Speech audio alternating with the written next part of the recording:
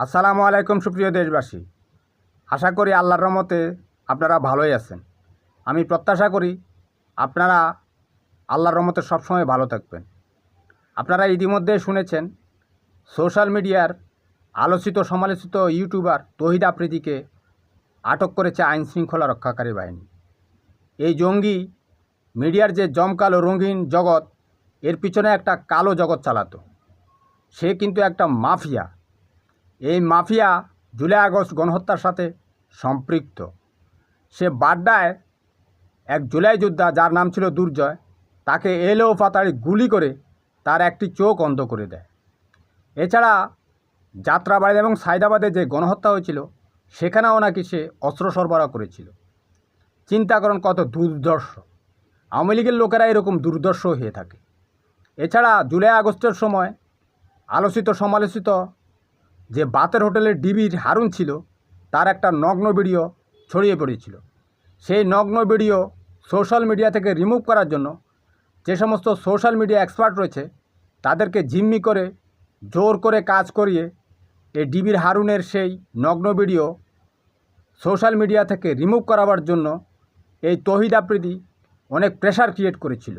অনেককে জোর করে কাজ করতে, তাদের ইচ্ছার বিরুদ্ধে কাজ করতে, এই ভিডিও রিমুভ করতে বাধ্য করেছিল। তৌহিদ আফ্রিদির বাবাও একজন দুর্দর্শ জঙ্গি। এ কিন্তু বরিশালে খালি হাতে এসেছিল। এসে মাই টিভির চেয়ারম্যান, আপনারা জানেন কিনা আমি জানি না, বিলকিস বেগম। এই বিলকিস বেগম ছিল মাই টিভির চেয়ারম্যান। সেখানে এডিটরের কাজ করত তৌহিদ আফ্রিদির বাবা নাসিরুদ্দিন সাথী।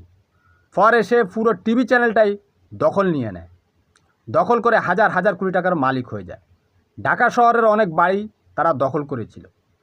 শেখ হাসিনা একটা কাজ করেছিল, তার যে সমস্ত ফকির মিসকিন, যে সমস্ত নেতাকর্মী ছিল, তাদেরকে হাজার হাজার কোটি টাকার মালিক বানিয়ে দিয়েছিল।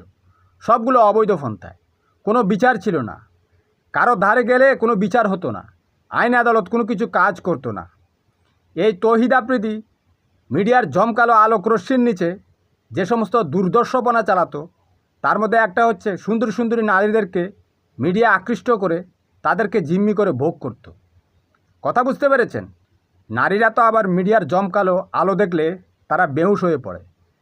মেয়েদেরকে ধর্ষণ করে, তাদের ভিডিও ধারণ করে, তাদেরকে জিম্মি করে, মেয়েদের সুন্দর সুন্দরী মেয়েরা আপনাদের দেখবেন হেঁটে যায়, কিন্তু এদের ব্লাডের পিউরিটি নষ্ট করে দিয়েছে। একটা গরু ছাগলের মতো একটা সমাজ সৃষ্টি করে দিয়েছে। এই তৌহিদ আফ্রিদিদের যদি সুষ্ঠু এবং বিচার না হয়, তাহলে এই সমাজ কখনোই তার সঠিক পথে চলবে